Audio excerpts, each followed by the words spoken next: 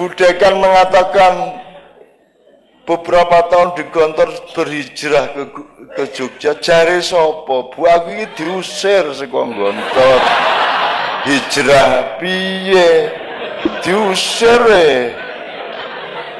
Itu pun saya masuk Jogja itu ndak sah kalau saya sampai jadi pejabat, nanti diungkit-ungkit sama musuh saya. Sebab saya itu ndak legal sekolah saya. Maka sudah saya bakar semua yang ijazah itu. Ijazah saya mau tak bakar, S2 tak bakar kabeh wis ra ijazah-ijazahan. Wis pokoke aku ngene iki, gelem ora.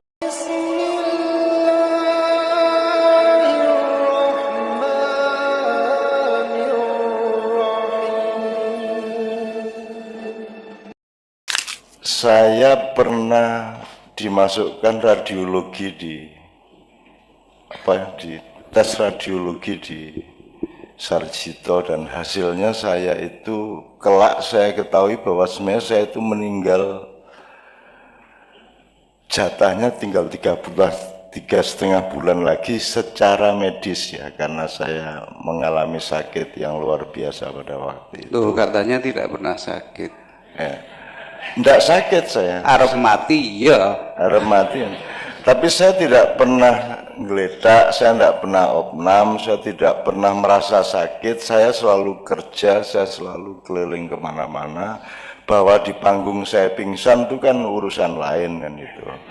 Ning pokoknya aku terus, aku loro karo ora loro kui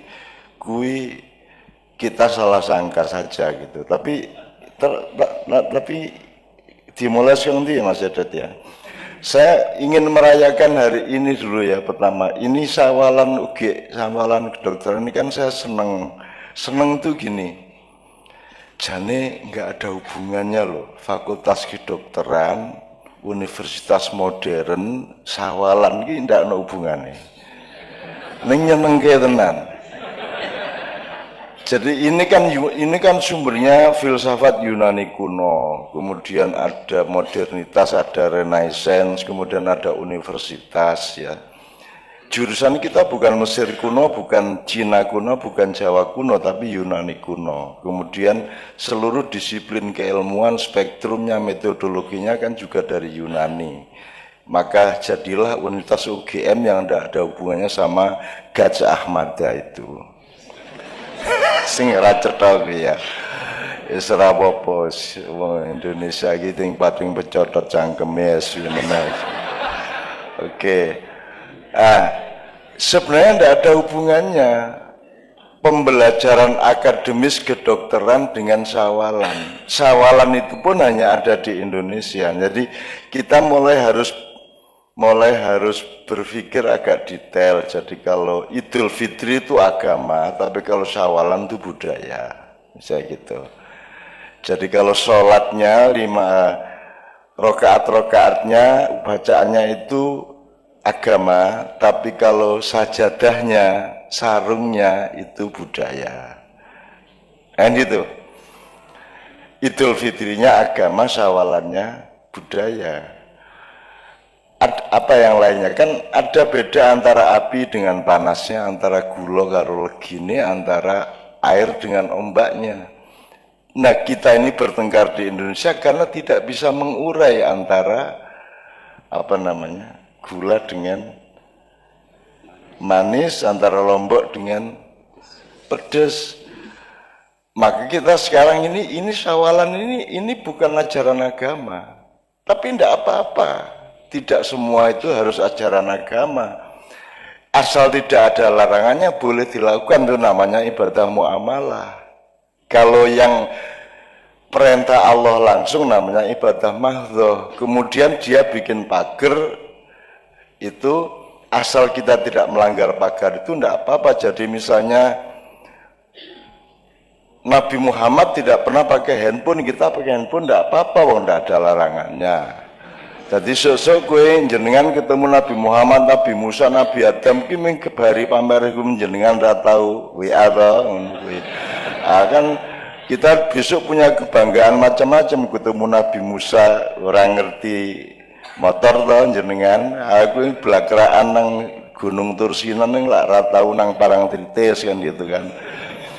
Jadi bapak-bapak sekalian, saya tuh sangat menikmati semua konflik di Indonesia karena bodoh mereka itu. Jane mergo ora mudeng kabeh kuwi. Polisine ya ora mudeng, sing dimusuhi ya ora mudeng. Tadi malam saya menerima DPP HTI. Kemudian Kapolda panik kok saya menerima HTI. Akhirnya setelah HTI saya terima jam 11, Kapoldanya saya terima sampai jam 2 malam, dan nanti habis acara ini saya terima rombongan dari Mabes. Ki janjane ono apa to wong ki? Arep mubus maca khilafah jane karo kabeh-kabeh ora mudeng khilafah ki apa? Jadi ini masalahnya kesembronoan ilmu. Juga tidak jujur terhadap apa yang dia persoalkan sebenarnya. Wong kuwi janjane karepe iki dudu soal khilafah, karepe iki aja ganggu proyekku, jane ngono kuwi. Demikian juga pertentangan HTI dengan NU dengan semua itu soal kapling parkir kan gitu. Kira-kira gitu. Oke. Jadi dari situ saya ingin bersyukur hanya di Indonesia ada acara sawalan di momentum Idul Fitri di universitas. Di Malaysia kan tidak ada, Pak. Karena sawalan ini kan idenya Yai Wahab Hasbullah karena diminta tolong Bung Karno tahun 1964. Tahun 60 belum ada sawalan. Jadi halal bihalal itu hanya ada di Indonesia, dan itu menyenangkan, itu namanya ijtihad. Ijtihad itu gini, jadi sholat yang penting bacaannya begitu sampai tahiyat, tetapi kan harus ada inisiatif, harus ada kreativitas. Ya mosok sholat ngimami sholat nganggo blarak kan gitu kan, ya nganggo klambi lah. Klambi itu kan ijtihad, klambi itu kan inovasi dari kain, dari kapas menjadi benang, dari benang menjadi kain, terus kainnya dipakai untuk baju, terus bajunya ada yang untuk imam, ada yang untuk makmun, dan seterusnya. Itu kan boleh, dan itu harus sebenarnya gitu. Nah di Indonesia ada yang sekarang mulai marah, budaya ndak boleh dicampur-campur sama agama lah. Terus caramu beragama nganggo budaya iki muda apa piye? Kan pakaian itu budaya, Pak. Pakaian itu budaya. Jadi budaya itu tidak bisa dihindarkan. Masjid itu masjidnya agama, tapi AC-nya budaya, tikarnya budaya, ya toh?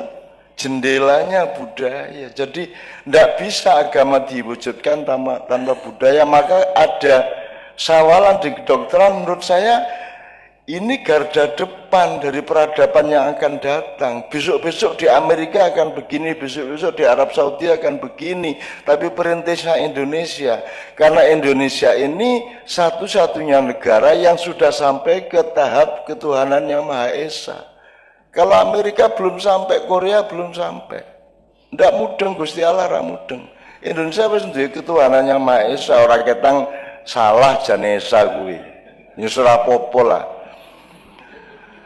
Maksud saya gini loh, boleh ini saya jelasin Mas Yadet. Jadi di Quran itu ada dua informasi. Satu bilang Tuhan saya kalau menciptakan sesuatu, saya bilang kun terus jadi. Innama amruhu idza arada syai'an yaqulu kun terus jadi. Jadi kalam khin bil basar, sekejapan mata dadi kabeh. Itu di surat Yasin akhir. Tapi ada lagi yang mengatakan surat ayat lain bahwa Allah menciptakan alam semesta dalam 6 hari. Padahal 6 hari itu kalau dalam hitungan para mufasir itu satu harinya Allah itu 500.000 tahun. Lah Gusti Allah kok angel men gaya alam semesta dadak 500.000 tahun ping 6 kilo. Piye to kok ora maha kuasa kowe kudu ya des dadi ngono lho. Jadi saya tidak percaya bahwa Allah itu menciptakan alam semesta dalam 6 hari. Ki resiko loh tapi ki. Orang percaya gue nun kan dia kan payah. Lo bukan tidak percaya ya Allah, saya tidak masuk akal bagi saya. Saya memahaminya begini. Oh, makhluk Allah itu akan hidup di dalam 6 tahap evolusi. Semua kita memuai, kita dinamis. Jadi pertama Allah menciptakan cahaya dulu. Tapi cahaya ini ini yang namanya Rasulullah itu cahaya. Jadi dutanya kehadiran Allah itu cahaya yang disebut Nur Muhammad. Yang Ibu Dekan menangis tadi karena asal usulnya dari Ibu Rabi'ah. Rabi'ah itu orang yang mengenal Nur Muhammad, orang yang ingin memadamkan ingin membakar surga dan ingin memadamkan neraka, kan begitu ya Bu Dekan ya. Jadi Rabi'ah itu suatu malam bawa ember sambil teriak-teriak, akan aku padamkan api neraka supaya orang tidak berbuat baik hanya karena takut neraka, tapi karena cinta kepada Allah kan. Suatu hari dia bawa api, lu kemana Rabi'ah? Saya mau bakar surga supaya orang itu berbuat baik tidak karena ingin masuk surga gitu. Rabi'ah nengin lah di kayak ngomong kendir kan gitu. Kalau di Indonesia ya kan. Wong Indonesia ini Nabi Muhammad tekawe ditangkep polsek atau ya gitu. Terus Indonesia itu memang paling istimewa. Oke. Dari situ kemudian Allah menciptakan 6 tahap satu benda. Dan ini mungkin 220 miliar tahun mengono benda. Kumparan, asap, menggumpal, ada yang masih tetap panas menjadi yang disebut matahari yang bermiliar-miliar juga jumlahnya, sampai ada yang memadat dingin menjadi bumi, menjadi planet, menjadi satelit, bulan dan seterusnya itu. Kemudian Allah menciptakan benda yang tumbuh, nabati. Kemudian Tuhan pada tahap ketiga Tuhan menciptakan benda yang tumbuh dan bisa bergerak dan berpindah-pindah, namanya binatang. Nah, karena dia butuh pergerakan, maka dibikinkan mesin yang namanya darah dan daging, urat saraf, otot dan seterusnya. Nah, itu evolusi ketiga. Kemudian tidak hanya bergerak ini makhluk Allah, dia juga bisa mikir. Ini tahap keempat. Nah, kita itu, jadi kita itu binatang plus akal, kan itu, binatang plus akal. Nah, sekarang ini dunia sampai pada evolusi keempat, seluruh dunia, dan manusia masih belum mengenal yang 5 dan yang 6. Yang keempat ini adalah manusia menjadi the supreme subject. Dia yang utama dan dia pikir dia yang paling hebat, manusia ini. Maka dia bikin hak asasi manusia. Gue kan nyenengke gue. Kok ada hak asasi manusia? Setahu saya yang punya hak kan yang punya saham, Pak. Lagi menungsa iki duwe saham apa, Ndul? Kowe iki, Ndul. Kowe iki nguyuh ora iso njadwal. Kowe rambutmu arep putih kowe ya mung isone kok cet. Kowe iki ora iso apa-apa, menungsa itu tidak punya kemampuan apa-apa. Dan orang kedokteran tahu persis betapa lemahnya manusia, kan begitu. Dokter tahu persis betapa lemahnya kita semua. Kanker jenis kok ngendi to asline ya angel. Apa meneh virus kuwi. Makanya virus kuwi ya lawane mung wiritan, Mas. Lah saya sudah seharusnya mati kok. Kalau saya tidak pakai teori itu saya sudah mati tahun 2002 itu. Karena sudah turun 26 kilo, sini saya sudah tidak berfungsi, tiroid saya, hipertiroid, semua ini sudah terbakar habis menurut Sarjito. Ning ora wani kondo aku. Setelah aku lemu loh, Cak, kok isih urip ngono ya? Ya itu baru ngomong Pak Edot setelah 4 bulan, 5 bulan gitu. Oke. Saya teruskan soal evolusi ini supaya saya bisa menjelaskan semua pertanyaan tadi, Mas Edon. Maka sekarang kita punya demokrasi. Itu karena kita di tahap evolusi keempat. Saya senang demokrasi, tapi demokrasi sekarang kan demokrasi di mana manusia bagusi. Apa pernah ada pilkada melibatkan binatang? Apa pernah pilkada menyadari bahwa sungai punya hak loh. Tanah punya hak untuk mengikut memilih siapa yang menginjak dia. Dan kan harus dihormati semua tahap tadi. Lingkungan hidup punya hak. Sekarang kan lingkungan hidup diurus tapi tetap sebagai objeknya manusia. Dia tidak tahu bahwa bumi ini lebih tua dari kita. Ini dulur mbarep iki bumi iki. Dulur mbarep kita itu junior. Junior petita-petiti. Ngatur iki waktu pilkada, waktu pilpres, ndak tanya lagi sama alam, ndak tanya sama laut, ndak tanya sama lu piye carane tanya laut, lu mulane sinau kowe. Jembagusi menungso iki.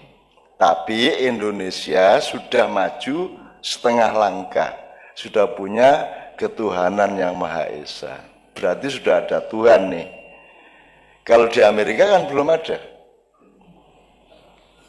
Manusia Tuhannya. Kalau di sini Tuhan yang Maha Esa, meskipun itu salah jadi.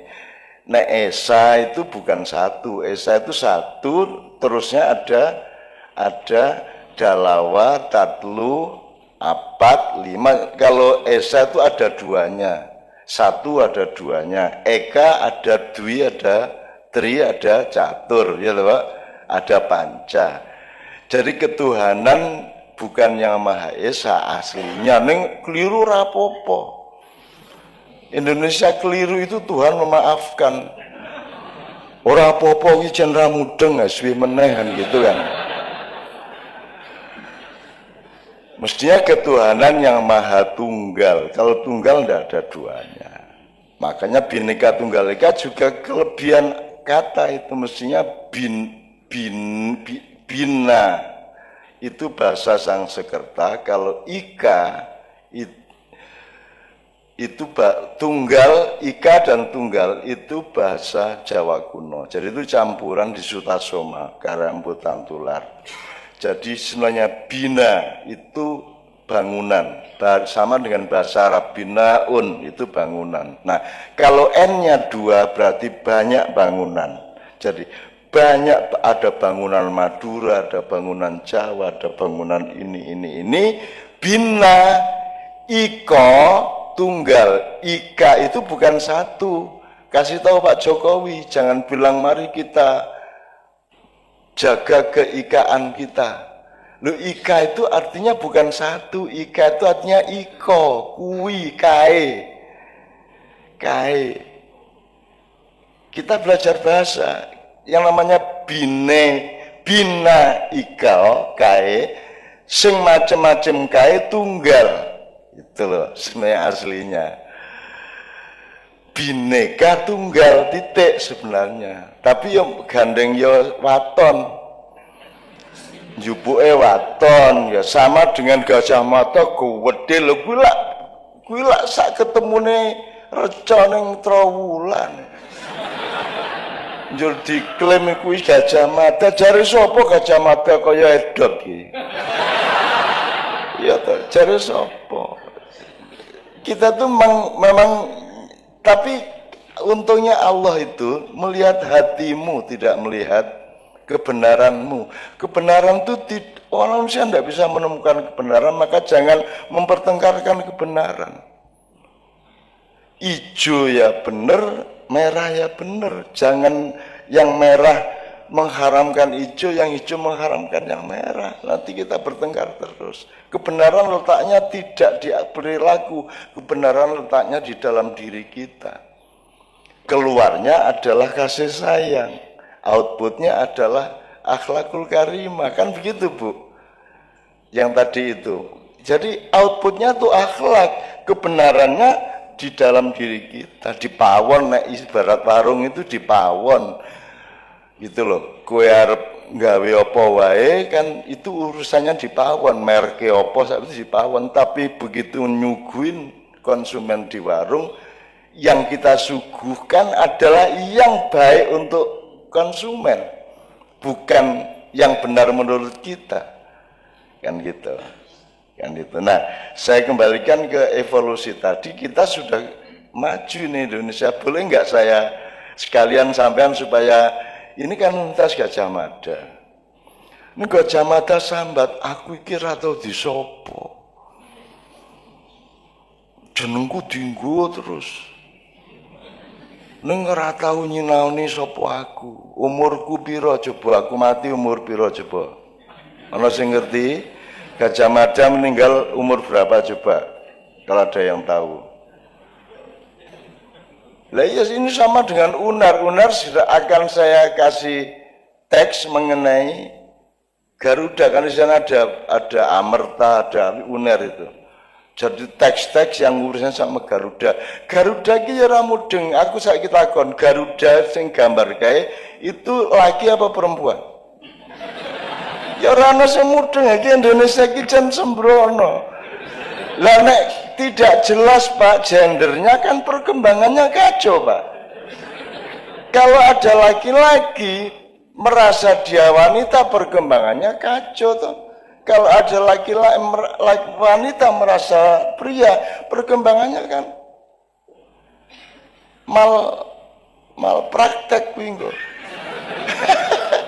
Nah saya tanya, Garuda ini karepe sing gambar kuwi Sultan Abdul Hamid Pontianak ya gambar awal. Itu karepe lanang apa wedok, jantan apa betina? Ora ono sing iso njawab nganti saiki. Iki siji. Engko tak dudui kowe. Nek wis ora iso njawab. Nomor loro. Untung Allah itu sayang sama bangsa Indonesia. Dia mengizinkan Amerika ngebom Hiroshima Nagasaki itu tanggal 14 Agustus 1945, terus Indonesia merdeka 3 hari kemudian. Ya, sehingga lambang Garuda itu sayapnya 17, ekornya 8. Saiki bayangke nek ngebome Amerika kuwi tanggal 30 Desember. Terus kene merdeka 1 Januari ya Garudane ming siji ngene iki. Karo buntute ngene iki.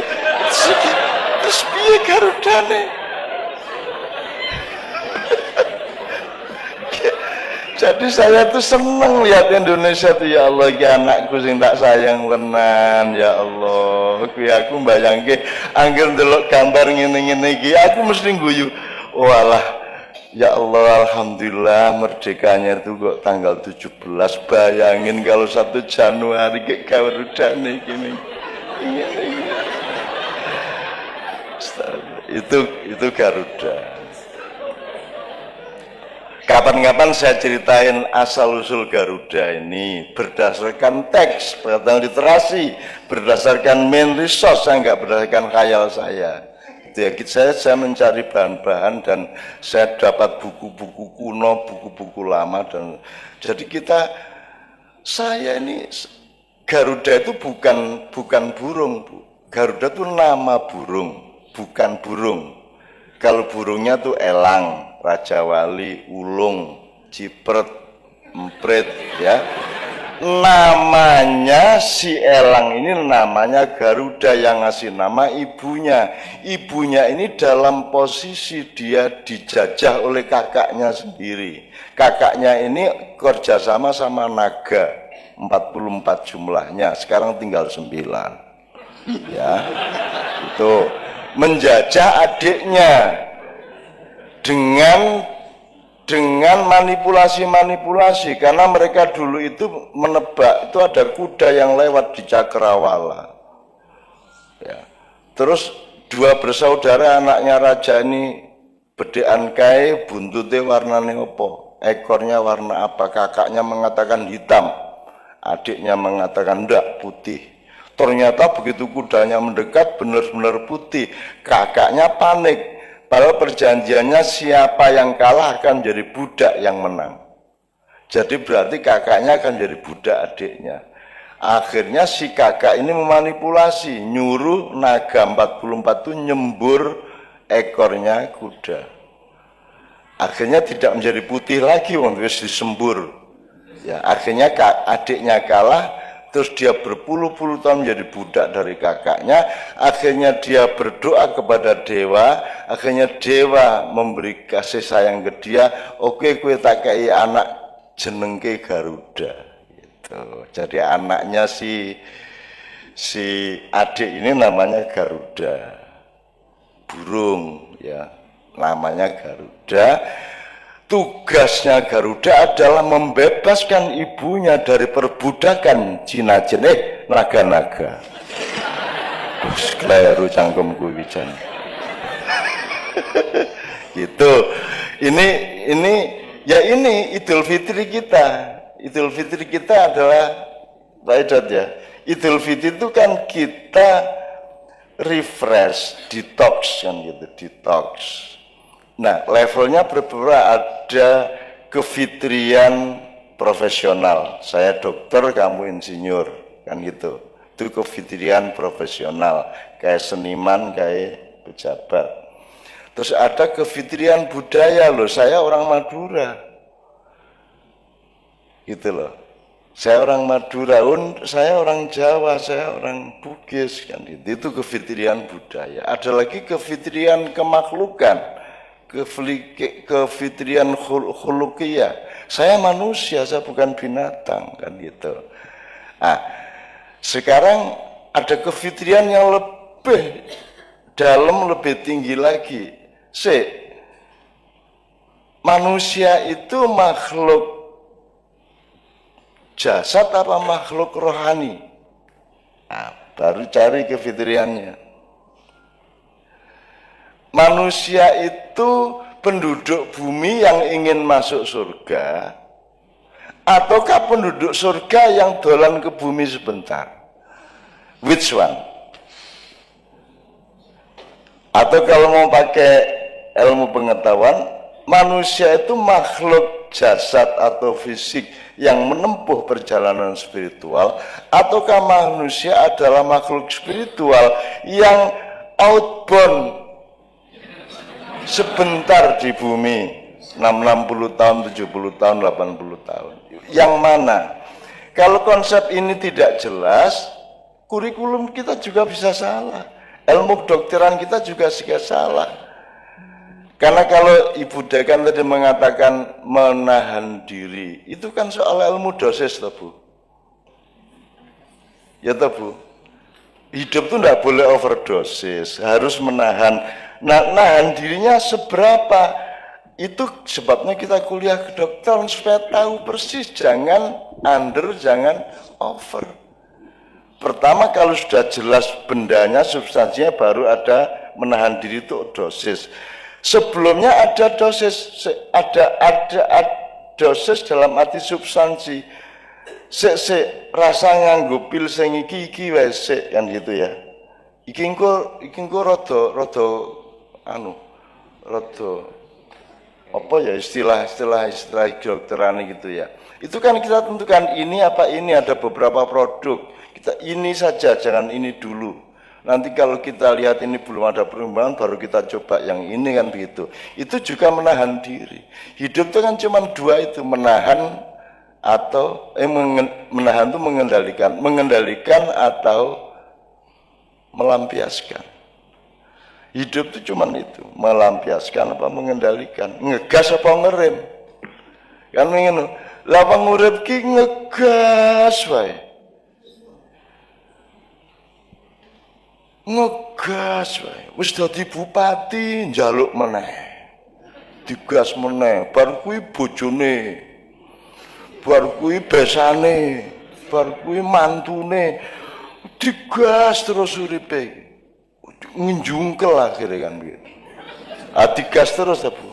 Jadi saya kira itu Mas Edot, kalau ngomong menahan diri, ngomong apa tadi, saya kira mohon maaf agak panjang supaya kita punya metodologi dulu, nanti ngomong apa-apa sudah ada frame-nya yang 6 evolusi tadi.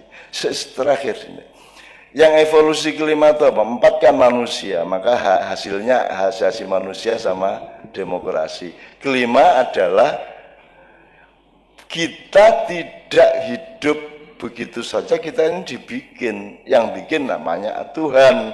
Maka dalam perusahaan hidup kita ada Tuhan. Nah, Tuhan ini posisinya apa? Karyawan apa direktur? Jadi pertimbangannya menjadi beda. Kalau sekarang ini manusia kan direktur, maka ada hak asasi manusia. Ya serapopo. Tapi Indonesia sudah sadar dengan Pancasila, oh ada Tuhan kok. Nah, ternyata Tuhan ini bosnya, kita karyawannya. Maka kalau kita mau mengabdi kepada Tuhan, yang menentukan Tuhan. Mosok ono satpam ngatur dewe, aku tugas jam semene ya Pak. Loh. Ora, job desk-nya yang mengatur bosnya dong. Jadi kita ini hidup bagaimana, yang ngatur kan yang Tuhannya. Mosok Tuhan malah kita atur, Tuhan awas nek ngabulke. Itu. Nah, ada Tuhan. Nah, tahap keempat ini yang HTI, tahap 6 ini yang HTI maksud itu. Jadi setelah benda, materi, ya, syai', ya, kemudian nabat, kemudian hayawan, kemudian insan, kemudian abdun atau abdullah, yang keenam itu khalifatullah, itu yang disebut khilafah. Jangan setuju khilafah. Lalu tidak ada cara lain di dunia ini, opsinya cuma khilafah. Cuman khilafah yang saya pahami tidak seperti yang dipahami HTI. Semalam saya omongkan panjang lebar, khilafah itu bukan sistem, khilafah itu winih. Bahwa kamu itu utusan Tuhan, berlakunya harus persis seperti yang dimaui Tuhan. Wong kowe iki mung digawe kok. Nah, khalifah itu artinya Pak, orang yang berjalan di belakang. Jadi kalau ini Yamin, iki Yasir, iki Amam, kalau ini Khalf. Khalf itu buntuti. Jadi kita tuh buntuti kemauan Tuhan di belakang Tuhan dan Nabi Muhammad. Nah, khalifah adalah orang yang berjalan menjalankan segala sesuatu yang dikehendaki oleh Allah. Jadi semua orang tuh khalifah. Asal sampean mandi itu berarti sampean sudah khalifah. Jadi khalifah tidak harus negara. Khilafah itu winih tanduran di tanah tertentu tumbuh jadi kerajaan, di tanah lain tumbuh jadi republik, di tanah lain tumbuh jadi NKRI. Itu juga khilafah. Jadi NKRI ya khilafah. Pancasila itu juga khilafah. Pancasila tidak mungkin ada kalau tidak ambil dari nilai Islam. Dia pinjam 6 kata dari Islam. Pancasila itu adil, adab, wakil, musyawarah, rakyat, hikmat. Itu baru kata. Kalau substansinya semuanya ambil dari Islam. Jadi kalau Islam ditentangkan dengan Pancasila itu berarti bukan soal substansi tapi soal proyek. Dari 44 naga tadi itu. Gitu. Nah, jadi saya ingin teman-teman juga jangan mempertengkarkan khilafah, karena khilafah itu bukan barang jadi, dia itu pelok, ya, winih, benih. Nanti tumbuhnya kalau dia jadi kedelai, silakan bikin tempe atau mendoan. Kalau tumbuhnya nanti jagung, silakan bikin popcorn, kan begitu. Jadi khilafah atau bukan terus kalau Amerika sudah khilafah pada bidang tertentu. Hukum yang benar itu sudah memenuhi khilafah atau bu? Hukum yang benar, pelajarnya benar, ilmu yang benar. Orang mandi itu sudah khilafah. Orang gelem nguyuh, gelem ngising itu khilafah. Karena itu syariat Allah. Syariat Allah itu sholat 5 waktu kan baru 14 abad. Sebelumnya 22 miliar tahun tidak ada syariat Allah seperti itu. Dari syariat Allah itu lebih luas daripada syariat Islam. Kalau syariat Islam itu ibadah mahdhah sejak Nabi Muhammad. Tapi Nabi Isa tidak pernah loh sembahyang. Tidak pernah. Nabi Musa sembahyang tahajud itu tidak pernah. Tidak pernah. Nabi Yusuf itu tidak pernah jemuan. Jadi kalau ketemu di surga lah jenengan Nabi yang ora tau jemuan. Kan gitu.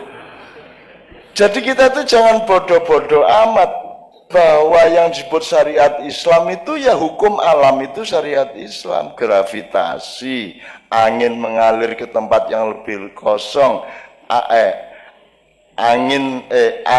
mengalir ke tempat yang lebih rendah ya. Bahwa kalau api membakar yang dibakar akan terbakar, bahwa kita kemudian mengukur air mendidih itu 100 derajat Celcius atau sekian Fahrenheit ya, dan seterusnya. Itu hukum Allah. Tidak ada gedung yang tidak taat kepada hukum Allah. Kalau gedung ini tidak taat hukum Allah, yaitu gravitasi dan lain sebagainya, ambruk gedungnya. Jadi gedung ini khilafah. Nah, HTI harus tahu itu. Ojo njur khilafah ki ganteni RKI kok bubrah terus. Nah, mereka semuanya enggak, Cak, saya enggak gitu. Ayo wes nek ngono. Gitu. Itu ya Bapak sekalian. Mudah-mudahan di kedokteran ini kan di sini kan juga masuk angin Indonesia toh. Pertentangan di Indonesia dan di Jakarta kan ya masuk ke sini. Di sini ada yang pro Ahok, ada yang pro Anies. Ngaku wae, jen kabeh ya dolan resistensi lah hubungane Ahok karo Anies ki. Wong aku Anies teko 2 hari sebelum pemilihan dan setelah menang dia datang lagi dan dia bilang, "Nis kowe nek rene meneh syaratnya siji, aku mau nrimo kowe nek rene meneh." Apa Cak? Karo Ahok. Nah. Kowe rene meneh karo Ahok itu yang mesra, yang bahagia. Dan sekarang forum saya di Jakarta diminta untuk merukunkan mereka, kan yang minta mereka sendiri. Jadi timnya Ahok dan timnya Anies itu datang ke saya, "Cak, tolong kami dinikahkan kembali." Dinikah kami akan melakukan pernikahan kebangsaan. Kita akan melupakan pilkada dan sekarang kita kompak membangun Jakarta bersama-sama. Tapi dukune kudu Cak Nun. Itu insya Allah kita lakukan nanti bulan Juli. Itu bulan Juli. Itu jadi Bapak sekalian di kedokteran, ayo kita cari ilmu yang lebih komprehensif, metodologi yang lebih jernih, yang lebih luas, yang lebih kafah, supaya kita tidak dipertengkarkan oleh kebodohan dan kekurangan ilmu kita satu sama lain. Gitu kira-kira. Termasuk Idul Fitri ini mudah-mudahan wis halal bihalal tenan, ridho biridho tenan, dan Anda diberkahi Allah karena Anda ini orang-orang yang luar biasa mulia di mata Allah, karena Anda ini orang yang menolong orang sakit. Tidak ada yang lebih mulia dari itu, Pak Edot. Allah mengatakan, "Wahai hambaku, aku sakit, engkau tidak menjengukku.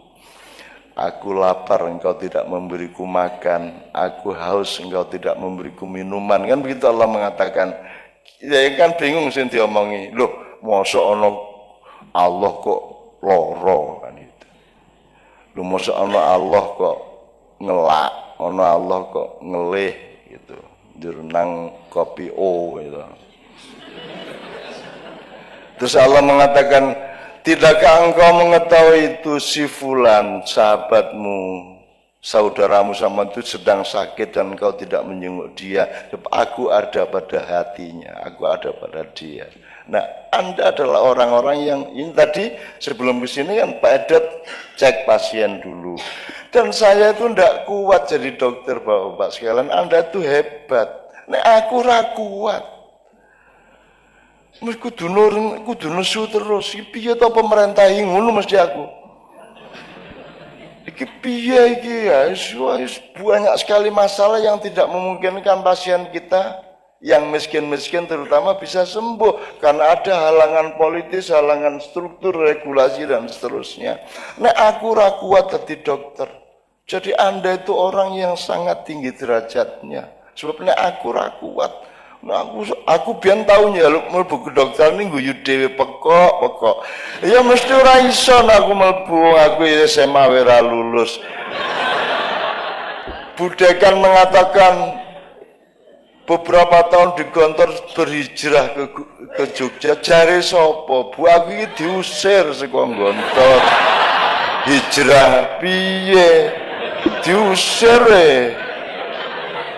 Itu pun saya masuk Jogja itu ndak sah kalau saya sampai jadi pejabat, nanti diungkit-ungkit sama musuh saya. Sebab saya itu ndak legal sekolah saya. Saya itu sekolah di SMP di Selatan Permata, di Lubuk Permata itu Bu. Dulu ada SMP Tampungan di situ. Ya, kalau pagi SMP 2 Muhammadiyah Putri, kalau sore SMP 8 Muhammadiyah Tampungan, ndak pakai seragam, katokan entuk, mlebu entuk, ora mlebu entuk. Saya sekolah di situ. Dan saya bayar bal voli coba. Jadi saya itu ndak punya rapot SMP, wong saya dari pesantren, tapi saya dapat rapot SMP dari Jombang karena saya nyumbang net sama apa jenenge bal voli iki lho, njur aku digawani rapot iso mlebu SMP. Nah, SMP di sini kan tidak legal saya. Makanya sudah saya bakar semua yang ijazah itu. Ijazah SMA tak bakar, SD tak bakar kabeh wis ra ijazah-ijazahan. Wis pokoke aku ngene iki, gelem ora gelem. Dan itu yang bikin Novia tertarik sama saya.